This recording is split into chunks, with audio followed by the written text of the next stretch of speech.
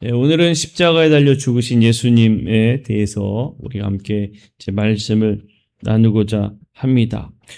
매 이제 수요일마다 우리의 기독교 신앙의 집약체라고 이야기할 수 있고 요약본이라 말할 수 있는 사도신경의 한 구절씩 우리가 함께 나누고 있습니다.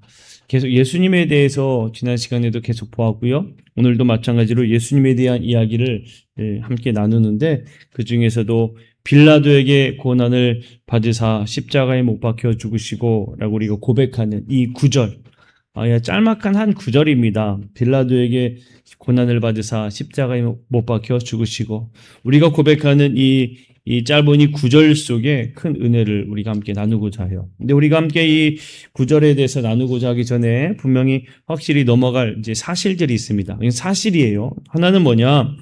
예수님이 2000년 전 인간의 역사 속에서 정말로 고난당하셨다라는 사실입니다. 2000년 전 정말 예수님이 고난을 받으셨다. 또 하나는 예수님이 인류의 죄를 짊어지고 실제로 십자가에 달려 처절하게 죽으셨다. 또한 사실이라는 거고, 또 하나도 그 죽음은 허망한 실패나 비극이 아니라 저와 여러분의 죄를 해결하기 위한 대속의 죽음이었다는 영적인 진리이다. 우리가 이 세 가지를 분명히 확실히 짚고 또 사실이라는 그 내용을 우리가 알고 넘어가야 됩니다. 우리가 이 시간에 고백하는 사도신경의 고백 속에서 특별히 감리교회의 교리적 유산을 따라서 한번 네 가지 질문을 던지면서 십자가의 깊은 신비 속으로 들어가고자 해요. 오늘 조금 이 네 가지를 다루고자 하니까 좀 준비하다 보니까 제법 길더라고요. 그러니까 되는 데까지만 일단 하고 나머지 못한 부분은 다음 시간에 이어가도록 하겠습니다. 첫 번째 질문은 뭐냐면 사도신경은 왜 굳이 본디오 빌라도라는 이방인의 이름을 이제 그 고백 속에 담겼냐라는 거예요. 왜 사도신경에 빌라도라는 이방인의 이름이 담겼냐? 또 하나는 왜 무죄하신 예수님이 세상 법정에 서셔야 됐느냐? 빌라도 법정은 세상 법정이거든요. 왜 꼭 세상 법정이라는 것에 예수님이 서도록 되어 있었느냐라는 겁니다. 그리고 또 하나는 왜 예수님의 죽음은 단순한 비극이 아니라 구원이 되었느냐? 왜 예수님의 죽음이 하나의 비극의 소설과 이야기가 아닌 정말 구원이 되었느냐라는 거죠. 또 하나는 왜 꼭 십자가여야만 했느냐? 다른 처형들도 많았는데 왜 꼭 십자가 처형으로 죽으셔야 됐느냐라는 것들입니다.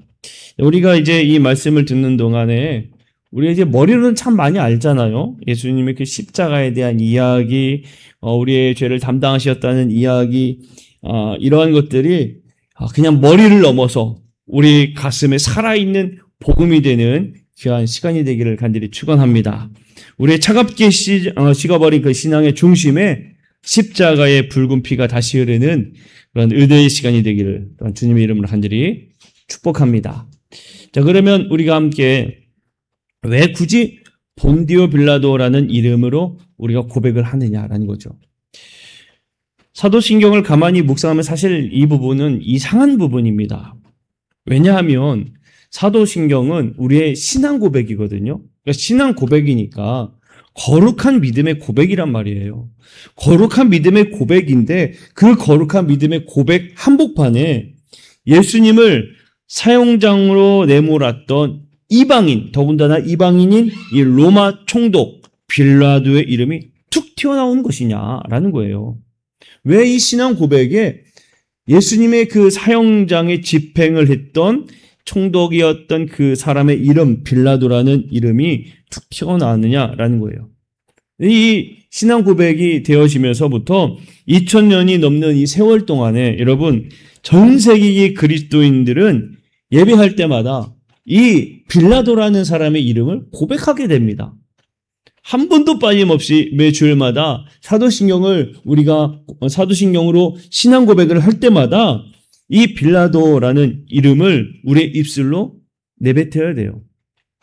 어찌 보면 진짜 내뱉고 싶지 않은 사람의 인물이기도 한 사람입니다. 예수님을 십자가 처형에 그 처형을 땅땅땅 내린 장본이기 때문에 그 사람의 이름은 우리가 정말 부르고 싶지 않은데 그 사람의 이름을 꼭 부르고 있다는 거예요. 근데 교회가 사도신경을 작성할 때 빌라도의 이름을 여기에 못 박아둔 분명한 이유가 있겠지요. 그 이유가 뭐냐는 겁니다. 그것은 다름이 아니라 예수 그리스도의 고난과 죽음이 하나의 신화나 지어낸 이야기가 아니라는 거예요. 사실이요 실제라는 것을 이 가운데에 이 고백 가운데 딱 못 박은 겁니다. 이것은 누군가가 지어낸 꾸며낸 이야기가 아니다. 그리스 로마 신화처럼 지어낸 이야기가 절대로 아니다. 이거는 역사적 사실 기반에 근거한 고백이다라는 겁니다. 역사적 사실에 기반한 고백. 기독교의 복음은 그리스도의 신화나 로마 신화처럼 옛날 옛적에 어디선가 신들의 아들이 내려와 뭐 좋은 일을 하다가 하늘로 올라갔더라. 뭐 이런 식의 막연한 어떤 종교적 우화가 아니라는 것을 우리의 고백 속에 담아 놓은 것입니다. 사도신경의 본디오 빌라도라는 그 실제 인물의 이름을 아주 정확하게 명시함으로써 예수님의 고난이 로마 제국위에 특히 티베리우스 황제가 다스리던 그 시절, 팔레스타인 유대 땅이라는 그 실제 공간에서 빌라도라는 정치가의 정권 아래에서, 그러니까 빌라도가 그 통치하던 그 정권 아래에서 일어난 실제 역사적 사건이다라는 것을 분명하게 딱 못 박아 놓은 거예요.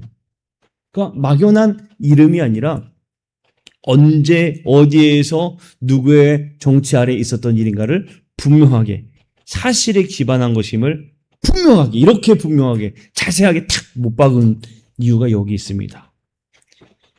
이게 왜 중요하겠습니까? 여러분 정말 중요한 이 이유가요 어디에 있냐면 만약에 예수님의 이 십자가 사건의 이야기가 사실이 아니다. 꾸며낸 이야기다. 라고 한다면 이 이야기가 꾸며낸 이야기라고 만약에 그렇게 한다면 예수님의 우리가 고백하는 예수님이 십자가의 죽으심으로 우리의 죄를 대속하셨습니다라는 고백의 그 구원의 은혜가 이루어질 수 있을까요? 없을까요? 없는 거예요. 당연히 이루어질 수가 없는 거예요. 왜냐하면 꾸며낸 이야기라고 하는데 그 꾸며낸 이야기가 우리를 살릴 수 있는 그 구원의 은혜가 되겠습니까? 안 되죠. 그러나 이게 사실이고 실제이기 때문에 우리의 고백에 구원이 진짜 이루어지는 능력이 있다는 것을 이 안에 담아놓은 거예요. 이게 실제 일어났기 때문에 이게 그 능력이 있다는 것을 말해주는 겁니다. 역사 속에 실제하지 않는 비유로 그냥 예수님이 이랬다라고 이야기한다면 우리의 죄를 씻어주지 못하죠. 비유적인 이야기인데 그 능력이 어디 있겠습니까? 상징 속의 예수님은 나를 대신해서 피 흘려 죽으실 수가 없는 거죠. 상징일 뿐인데 그 이야기는 허구인 거잖아요. 그러나 오직 역사의 그 대지 위에 발을 디디셨고 실제로 로마의 채찍에 살점이 뜯겨 나가셨고 실제로 십자가에 양손과 발이 박혀서 물과 피를 쏟으신 그 역사적인 예수님만이 우리의 유일한 구원자가 되신다. 우리가 이것을 믿는다라는 이야기입니다. 아무리 우리나라에도 내가 예수다라고 하는 사람들이 몇십 명이 넘는다고 해요.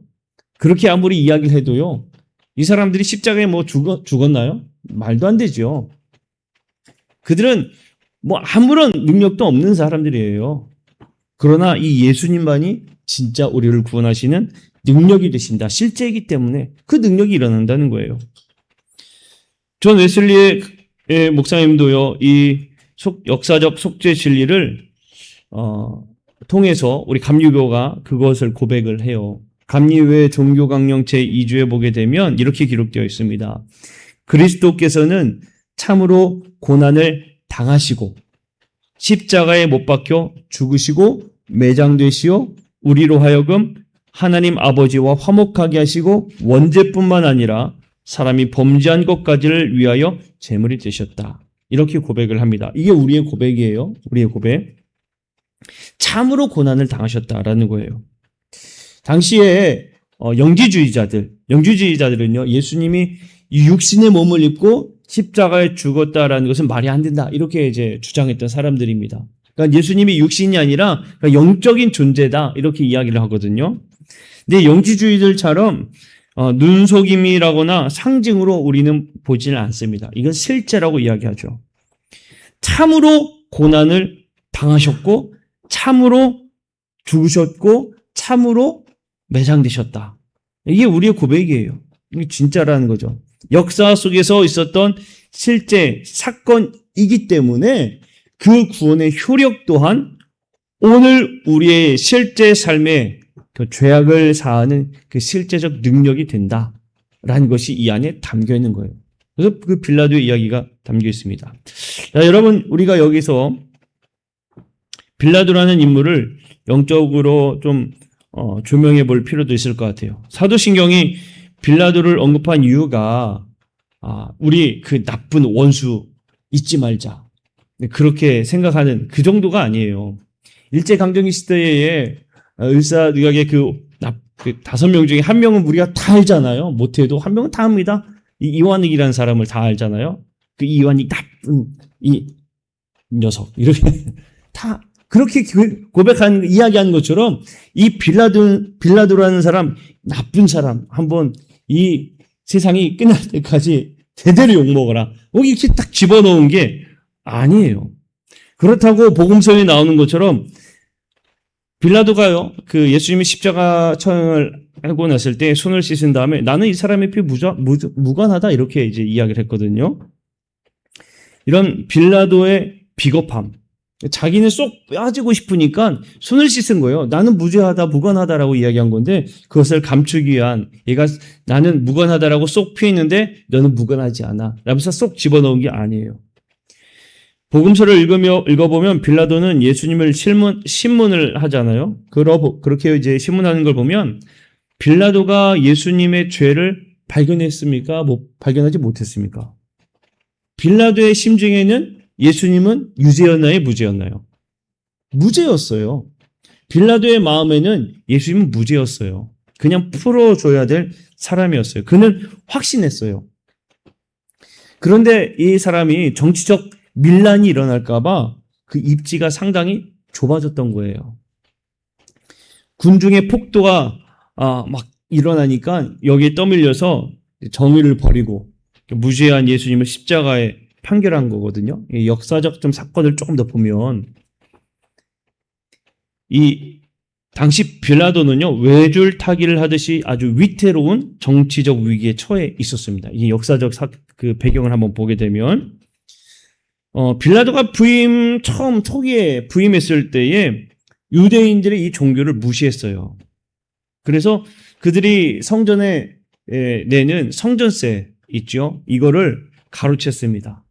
그리고 여기에 대해서 폭도가 일어나니까 수많은 유대인들을 학살했어요. 그만큼 아주 포악한 총독이었습니다, 이 빌라도라는 사람이.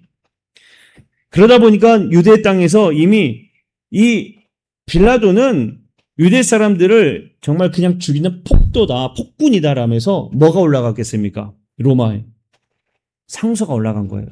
빌라도는 이 땅에서 있을 수 없다 라면서 아주 큰 상소가 올라간 거죠. 고발하는 상소가 올라간 거예요. 그러니까 당시 로마 황제였던 티베리우스가요, 빌라도에게 너가 한 번만 더 시끄럽게 굴면 엄벌에 처하겠다. 너 총독이라는 자리에서 내려와야 돼. 그럴 줄 알아. 현재 한번 경고를 받은 상태였어요, 빌라도라는 사람이. 더군다나 이 빌라도가 처음부터 이 총독의 자리에 있지는 않았겠죠. 이 사람에겐 든든한 백이 있었습니다. 빌라도라는 사람에게 든든한 정치적 백이 있었는데 세아누스라는 사람이었어요. 그러니까 이 세아누스라는 권력가의 힘을 입어서 이 빌라도가 유대 땅의 총독이 될 수가 있었거든요. 그런데 자신의 든든한 백이었던 이 세아누스가 어떻게 됐느냐? 반역죄로 처형을 당해요. 그러니까 자기를 밀어줬던 이 세아누스라는 권력가가 그것도 반역죄로 처형당하니까 빌라도는 현재 상황이 어떤 상황이었겠습니까? 파리목숨인 겁니다. 언제? 자기 목숨이 떨어질지 모르는 아주 간당간당한 아주 위태로운 상황에 놓여 있었어요. 바로 그때 예루살렘의 유월절을 맞이해서 예수님이 고발당했던 거고 유월절을 맞이해서 수십만 명이 이제 막 예루살렘에 모여들은 상황에서 이 유대인들이 예수를 못 박으려고 폭도로 변한 거예요. 그러니까 더군다나 지도자들, 당시에 이 유대 지도자들이 정치하는 이 권력가들하고 이 결탁하는 부분이 있었는데, 당신이 이 예수를 살려두면 당신은 로마 황제의 충신이 아닙니다. 이걸 또 뭐 하겠습니까? 고발하겠죠. 당신은 이 예수를 죽여야 된다라는 그 정치적 압력이 또 계속 있었어요. 더군다나 그 상황 속에서 이 예수님을 풀어주고 싶었던 마음은 간절했는데 한 사람을 놓아주는 이 전례에 따라서 탁 내놓았을 때에 사람들이 반응이 어땠어요? 내가 볼 때에는 내가 빌라도가 볼 때 제가 아니라 빌라도가 볼 때에는 예수님은 무죄거든요. 그러면 자기의 생각에 예수를 분명히 풀어주라고 이야기할 거라고 생각을 했는지도 모르죠. 그러나 자기의 생각과는 달리 탁 내놓으니까 사람들이 폭동을 일으킬 것만 같은 상황으로 바뀐 거예요. 근데 여기에서 한 번 더 폭동이 일어나면 이 빌라도는 어떻게 되는 거예요? 총독의 자리에서 내려와야 돼요. 잘리는 거예요. 그 순간 그냥 바로 잘리는 겁니다. 그러니까 이 사람이 예수를 십자가에 못 박은 거예요. 정치 생명 끝이고 반역자로 몰릴 수도 있는 상황이었기 때문에 정의를 알고 있었지만 예수의 무죄를 확신했음에도 불구하고 자기 자신의 자리를 지키기 위해서, 자기 자신의 안위를 지키기 위해서 예수님을 죽음에 내모는 아주 비겁한 선택을 한 겁니다. 그러면서 그 자기가 뭐라고 얘기한 거예요? 손을 씻으면서 나는 이 피에 무관하다라고 털어버린 겁니다. 자기는 나는 정의를 외치고 싶었지만 너네가 죽인 거야 라고 하면서 아주 비겁한 행위를 한 거예요. 그래서 지금까지도 그 예수님을 십자가에 못 박은 아주 비겁한 정치인으로서 본디오 빌라도라는 그 이야기가 난 거죠. 근데 이러한 아주 정치적인 입지가 있었다 할지라도요, 예수님의 죽음이 그저 사사로운 암살이나 우연히 일어난 길거리 사고가 아니라는 것을 이 사도신경 속에서는 고백하는 겁니다. 왜냐하면 빌라도의 법정이었잖아요. 빌라도의 법정은, 여러분, 유대인들은 빌라도의 법정에 세울까요? 유대인들의 그 공의에서 그것을 치리할까요? 유대 공의에서 그 자신들의 법을 치리합니다. 그런데 예수님의 이 사건은요, 유대의 그 공의회가 아니라 그 당시 로마의 아주 공적인 법정에 세우게 된 거예요. 그러니까 세상의 공적인 법정에서 공식적인 재판을 거쳐서 선고된 정죄의 죽음이다 라는 것을 이 고백 속에 담아 놓은 겁니다. 그러니까 빌라도라는 이름 자체 그저 한 사람만 기억하자는 게 아니고 이 예수의 죽음은 세상의 공적인 법정에 공적인 재판을 거쳐 선고된 정죄의 죽음이다라는 겁니다. 그러니까 죄가 전혀 없으신, 사실은 죽어서는 안 되는 분이에요. 그 정말 무지한 분이 세상의 법정에서, 그것도 가장 흉악한 범죄자라고 공식적인 유죄 판결을 받으신 사건이 바로 여기에 있는 겁니다. 자, 성도 여러분, 이게 왜 우리에게 은혜가 되고 복음이 되느냐 하면, 원래 거룩하신 하느님 아버지의 보좌 법정에서 유죄 선고를 받고 우리가 영원한 이 심판에 있어야 할 사형수는 누가 되어야 합니까? 하느님의 그 법정 아래 있어야 될 사람이 누구예요? 저와 여러분들이잖아요. 저와 여러분들이 원래 사형수예요. 그런데 우리는 율법의 거울 앞에 예외 없이 죄인이고 유죄 판결을 피할 수 없는 자들인데, 예수님이 참 인간이심으로 이 땅에 오셔서 인간인 우리의 죄를 위해서 대신 그 법정에 서신 게 지금 이 빌라도 사건의 법정의 사건인 겁니다. 그저 영적으로만 이렇게 일어난 일이야가 아니라 참 인간으로 오셔서 온 세상에 다 만천하에 드러내신 사건이 되는 거예요.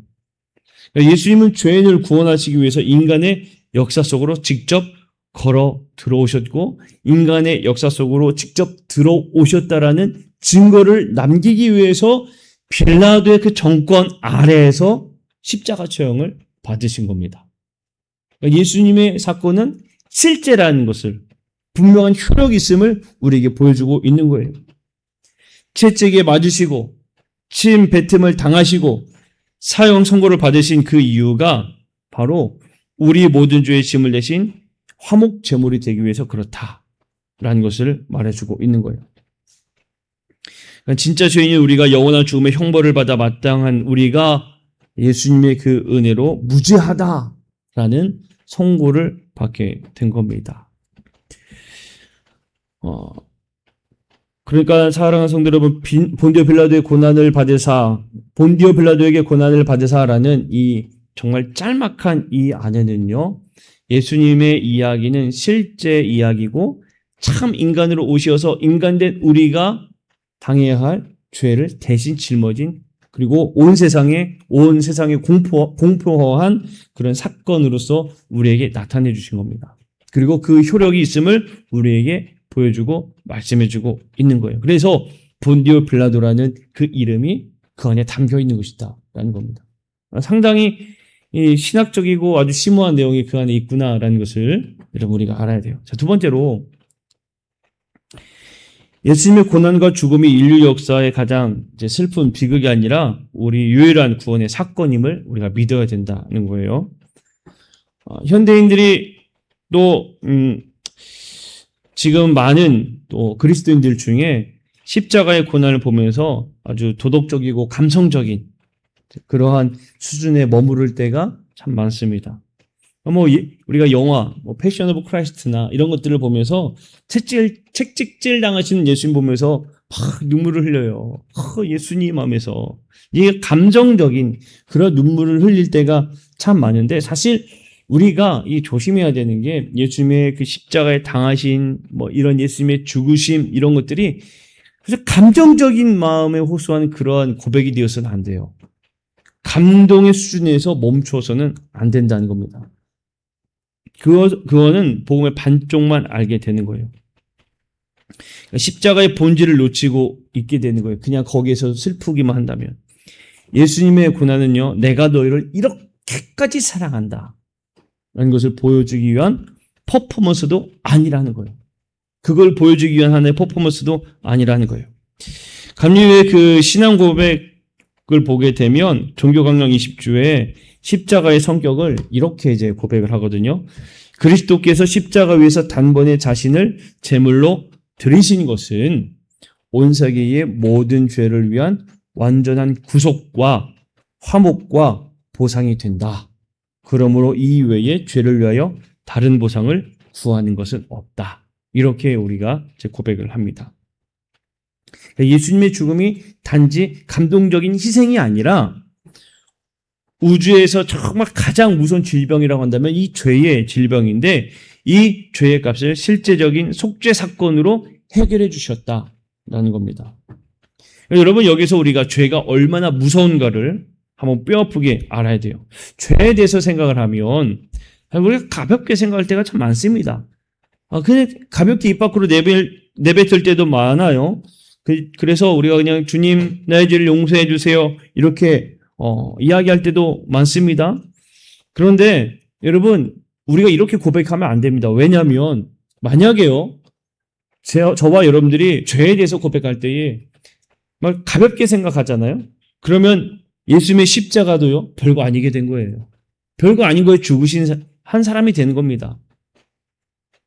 죄가 단순한 실수라고 한다면 하나님의 독생자 되신 예수님이 하늘 보좌 버리고 이 땅에 내려와 십자가를 살을 찢고 피를 쏟으실 이유도 전혀 없지요. 굳이 그런 단순한 아주 가벼운 것 때문에 우리가 우리의 죄를 위해서 오셨겠습니까? 아니거든요.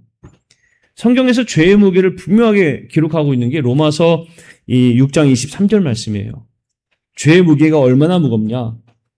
성경에 보면 죄의 삭은 뭐라고 되어 있는가 하면 바로 사망이다 라고 얘기해요. 죄는 곧 사망이다라는 거예요. 죄가 가벼운 게 아닙니다.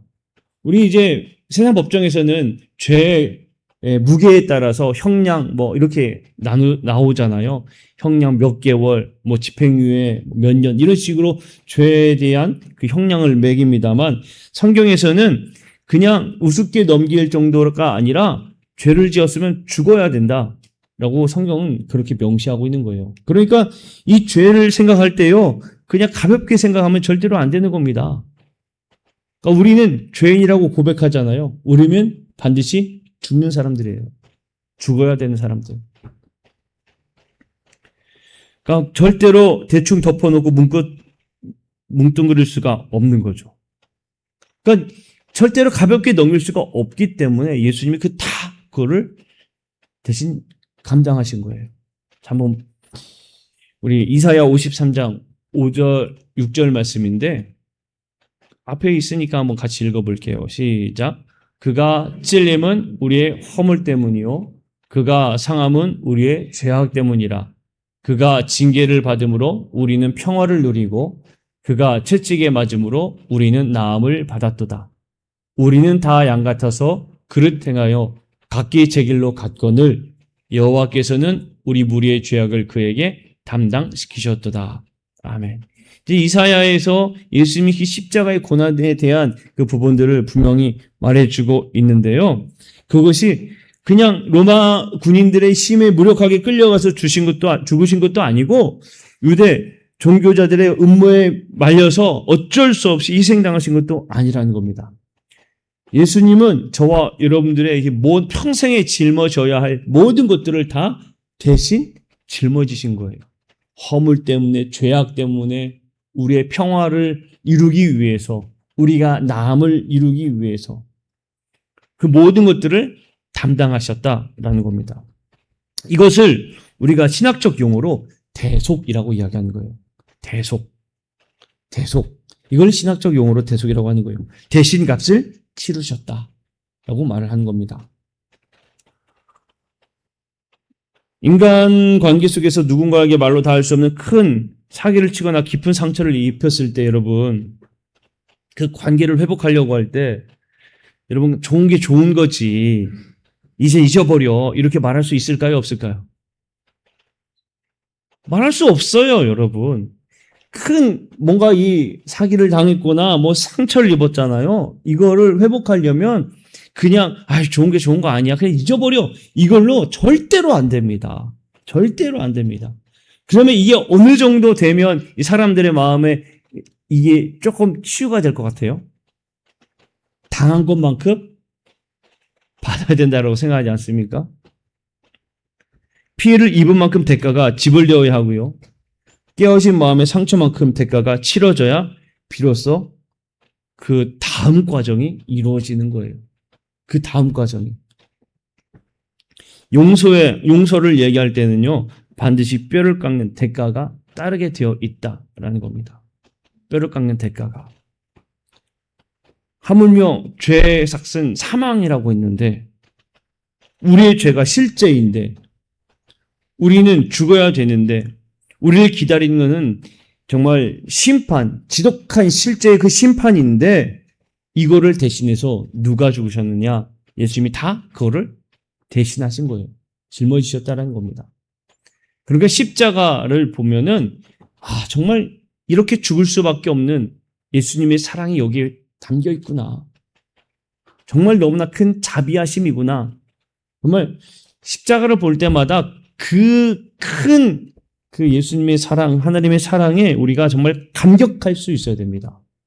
그리고 십자가는 우리가 반드시 그 죄에 대한 값을 지불해야 되는 것을 예수님이 죽음으로 대신 지불했다라는 하나님의 그 엄하신 공의가 여기에 담겨 있음을 봐야 되고요.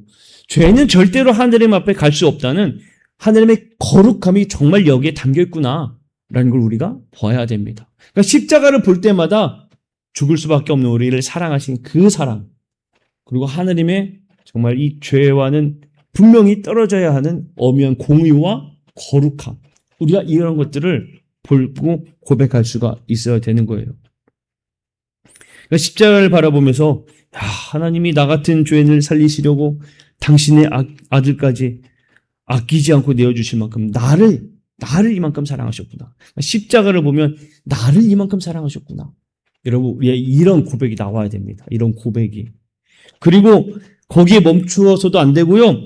죄라는 것이 얼마나 무섭고 참혹한 것인가. 그만큼 예수가 하느님의 아들이 저렇도록 처절하게 지켜 죽으셔야 되는가. 내 안에 있는 죄를 향해서 정말 적절하게 회개할 수 있어야 되는 게 십자가입니다. 십자가는 우리가 가볍게 여겨서는 안 돼요. 우리가 우스갯소리로 십자가 목걸이를 하고 가다 막 뛰면은 이게 휙 돌아가서 이게 짊어진다고 하잖아요. 우스갯소리지만 십자가가 그만큼 우리에게는 커다란 겁니다. 커다란 거. 그만큼 우리가 바라볼 때마다, 십자가를 볼 때마다 정말 하느님 앞에 영광 올려드려야 돼요. 우리가 송영송을 부를 때에 십자가를 보면서 송영송을 부르잖아요. 그만큼 큰 하느님의 은혜에 영광을 올려드리는 의미가 그 안에 담겨 있는 거예요. 그러니까 예배의 순서에 하나도 흐트러진 게 하나도 없습니다. 사랑하는 성도 여러분, 십자가를 아는 사람은 결코 죄를 가볍게 여길 수가 없겠죠. 그러니까 십자가를 볼 때마다 내가 정말 그리스도인으로 성도답게 살아야 되겠다. 늘 이 마음에 가득 정말 충만하게 있어야 된다라는 겁니다. 자, 오늘은 이 두 가지만 함께 좀 나누는 걸로 하겠습니다. 사랑하는 성도 여러분, 오늘 우리가 두 가지를 보았어요. 빌라도라는 이름이 왜 있느냐? 예수님의 이야기는 실제구나. 정말이구나. 그리고 이 세상에 공표를 하기 위해서 예수님이 이 세상에 참 인간으로 오셔서 인간된 우리의 죄를 대신 갚아주시기 위해 오신 거구나. 그리고 왜 십자가에서 죽으셨냐? 이만큼 우리를 사랑하시는구나. 그만큼 하나님의 공의가 엄중하구나. 정말 내가 이 죄를 깊이 회개하는 삶을 살아야 되겠구나. 여러분, 우리가 이 사실을 늘 깊이 묵상하면서 우리가 사도신경 빌라도에게 고난을 받으사 십자가에 못 박혀 죽으시고 고백할 때마다 이 은혜를 늘 마음에 정말 새기면서 고백하는 우리 성도들이 되시기를 주님의 이름을 간절히 축복합니다.